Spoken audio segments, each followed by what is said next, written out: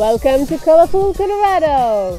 Ça y est, on a quitté l'Utah, on est maintenant dans le Colorado et notre premier arrêt, c'est bien sûr le Colorado National Monument.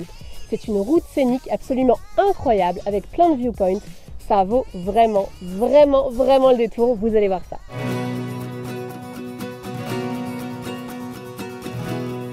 Derrière cette route et ses paysages grandioses, il y a surtout l'histoire d'un homme, John Otto, le premier ranger du parc. Il s'est battu toute sa vie pour que ce lieu, dont il était tombé amoureux, devienne un monument national reconnu. Il a creusé lui-même à la pelle tous les sentiers de randonnée à présent accessibles aux visiteurs. Un vrai passionné de l'Ouest américain.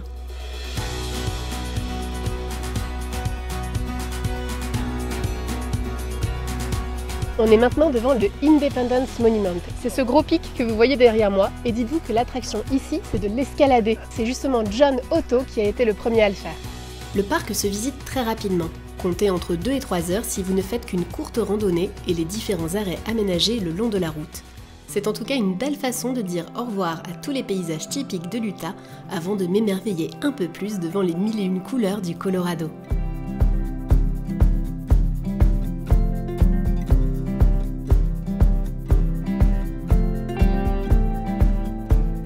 On est arrivé au col de l'Indépendance et comme vous le voyez, il y a pas mal de neige.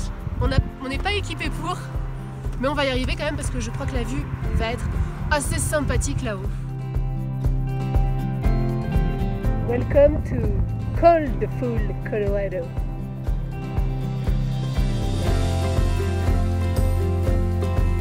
À presque 3700 mètres d'altitude, la vue sur les montagnes est à couper le souffle. Mais si je suis venue dans les Rocheuses, c'est pour voir les Maroon Bells, les montagnes les plus photographiées du Colorado. Et les Maroon Bells, c'est ça.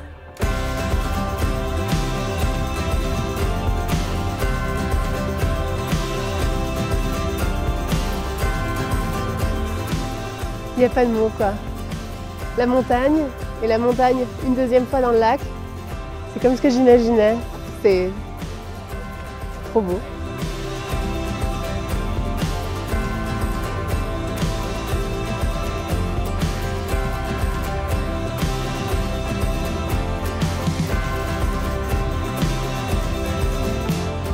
On était censé venir à Aspen juste pour les Maroon Bells, mais je vais vous montrer un petit peu la ville car ça vaut vraiment le coup.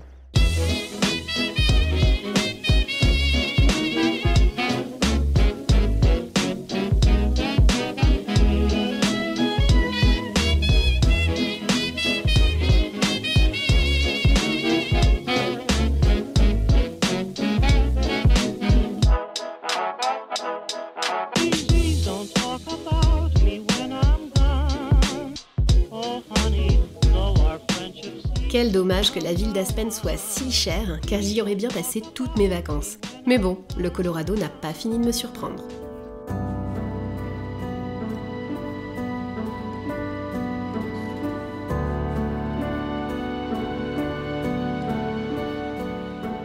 On continue notre visite du Colorado avec le parc national de Black Canyon of the Gunnison. Ce canyon a la particularité d'être très étroit, 300 mètres pour 800 mètres de profondeur.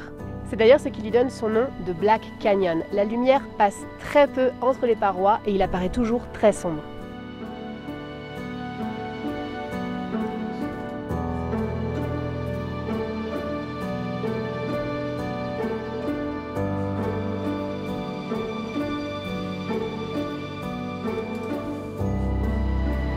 The Painted Wall est la plus haute falaise du Colorado. Du coup, j'en profite pour vous dire qu'il faut mieux éviter de venir ici si vous avez le vertige. D'ailleurs, Pierre, qui est derrière la caméra, n'aime pas trop cette balade, il faut le dire. Alors, bravo Pierre, parce que comme je vois à quel point tu flippes depuis tout à l'heure, au bord du canyon, te mettre sur un rocher, là je pense que tu es allé au-delà de ta zone de confort.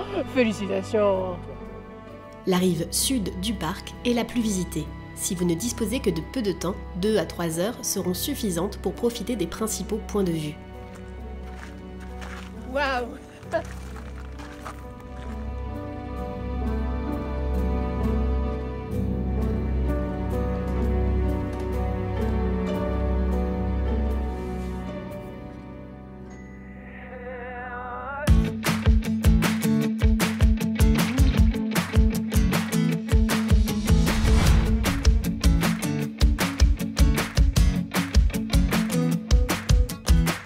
continue notre visite du Colorado par la Million Dollar Highway. Et c'est dans la petite ville de Ouray qu'on commence notre journée. Ouray est encerclé par les montagnes. Ça tombe bien parce que moi j'ai envie d'aller prendre un peu de hauteur et d'aller voir le Box Canyon pour avoir une vue sur toute la ville.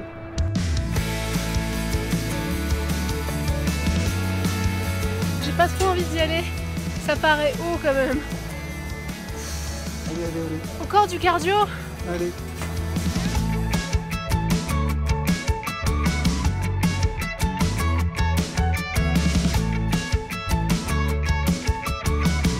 C'est pour toi que je le fais. La vue en vaut la peine.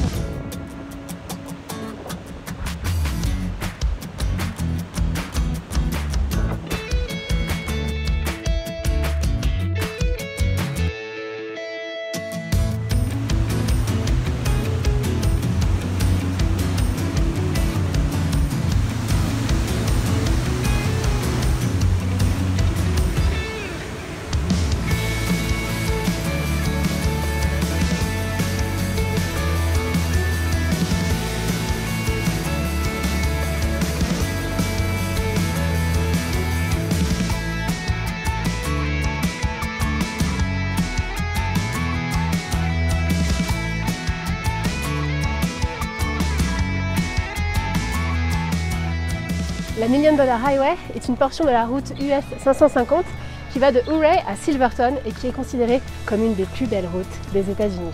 Pourquoi Million Dollar Highway?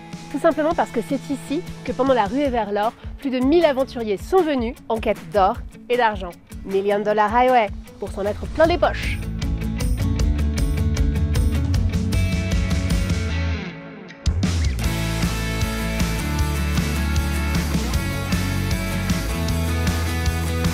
Et nous voilà à Silverton, la ville du Colorado de la ruée vers l'or. Et ici, nous sommes à Blair Street. Avant ici, c'était un lieu de débauche. Imaginez que des maisons closes et des saloons avec des prostituées de partout.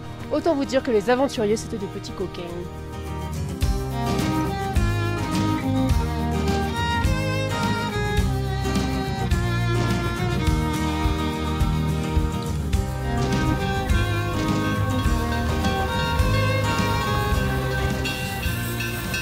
Si vous avez envie de vous prendre pour un aventurier en pleine ruée vers l'or et de traverser les plus beaux paysages du Colorado, vous pouvez monter à bord de ce train à vapeur qui relie la ville très touristique de Durango à Silverton. Mais attention, ça vous coûtera minimum 85 $ par personne pour vivre cette expérience. Si votre portefeuille est plus frileux, vous pouvez opter pour une promenade en diligence dans les rues de Silverton. 7 $ par personne pour une petite dose de kitsch et de fun. Alright.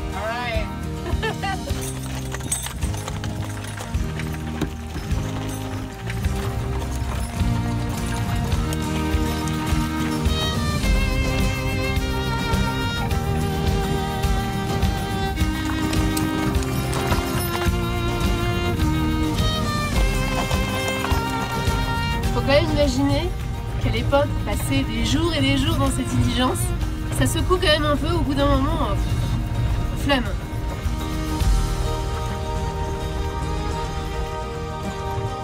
Il n'y a pas à dire, on se sent vraiment comme un cow-boy ici à Silverton.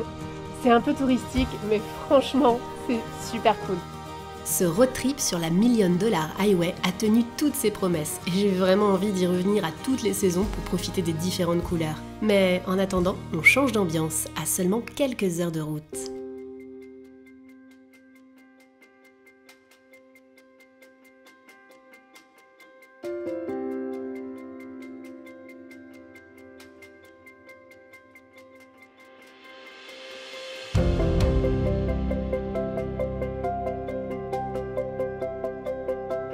C'est assez incompréhensible comme ça, des dunes au milieu du Colorado, mais il y a une explication à tout.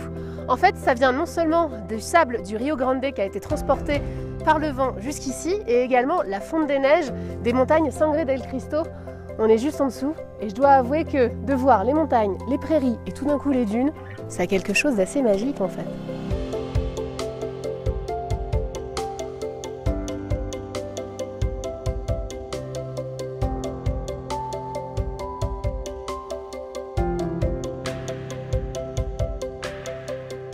Bon, j'avoue qu'après avoir vu les dunes de White Sands au Nouveau-Mexique, celles-ci sont un peu moins magiques. Mais elles sont quand même très différentes car ici ce sont les dunes les plus hautes du continent nord-américain. D'ailleurs la plus haute fait 210 mètres de haut.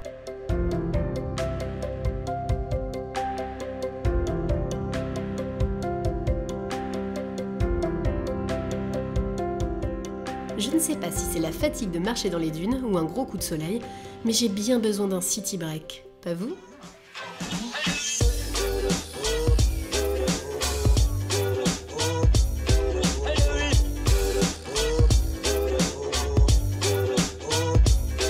Situé à exactement 1 mile d'altitude, Denver, qui est donc surnommée la Mile High City, est une ville super dynamique.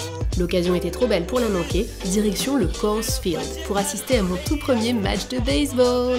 Ambiance de folie garantie pour un match opposant les Giants de San Francisco aux Rockies de Denver.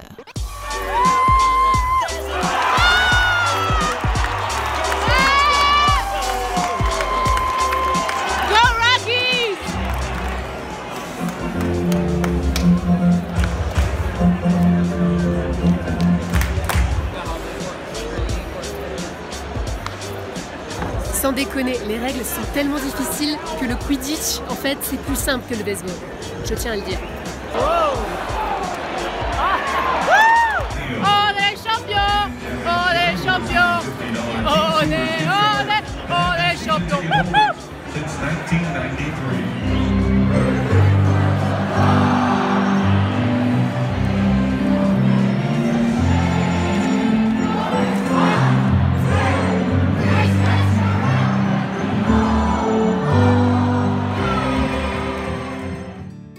Je n'allais pas quitter le Colorado sans passer par le parc national des Rocky Mountains. N'ayant que peu de temps à y consacrer, j'avais le choix entre parcourir le parc en voiture sur la Trail Ridge Road ou de découvrir les sublimes lacs de montagne à pied. C'est parti pour la rando!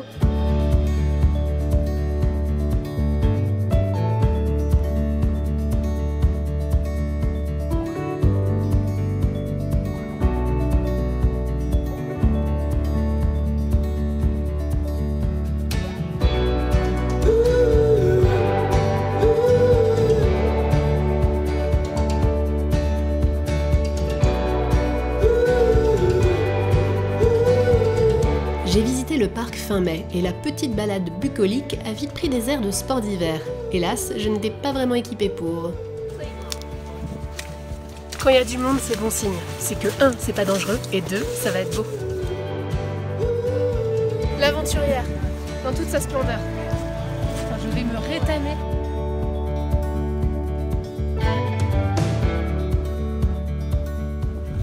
Le problème n'est pas tant de marcher dans la neige, c'est de marcher dans la neige qui est en train de fondre. Et en plus, ça monte, ça descend, il y a le petit pont à traverser. C'est très drôle.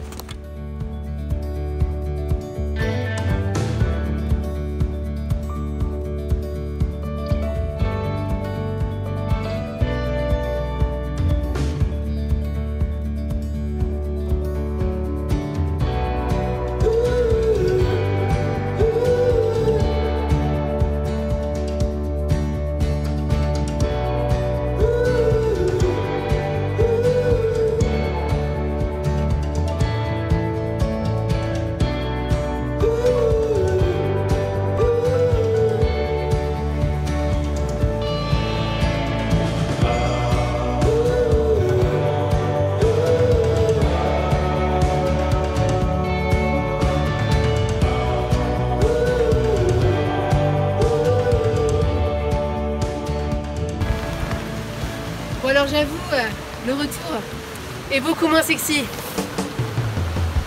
Collection printemps-été 2018.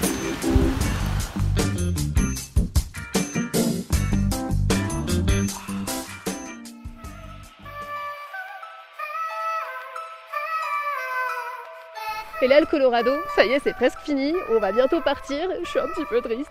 Mais un dernier arrêt s'impose, le Stanley Hotel juste derrière moi, qui est surtout connu parce que c'est ici que Stephen King s'est inspiré pour son fameux Shining. Si vous n'avez pas 250 $ sur vous pour y passer une nuit, vous pouvez à minima opter pour une visite guidée en journée ou encore mieux, en pleine nuit. Apparemment, le Stanley Hotel est hanté. Bon, moi je le trouve plutôt sympa cet hôtel, Et j'y resterai bien, mais il faut reprendre la route direction le Dakota du Sud pour la suite du road trip. Si vous avez aimé cette vidéo, n'hésitez pas à mettre un pouce en l'air, à vous abonner à ma chaîne et pourquoi pas même à partager cette vidéo à toute votre famille et vos amis parce que ce serait dommage qu'ils n'en profitent pas. Après tout, le Colorado, c'est super.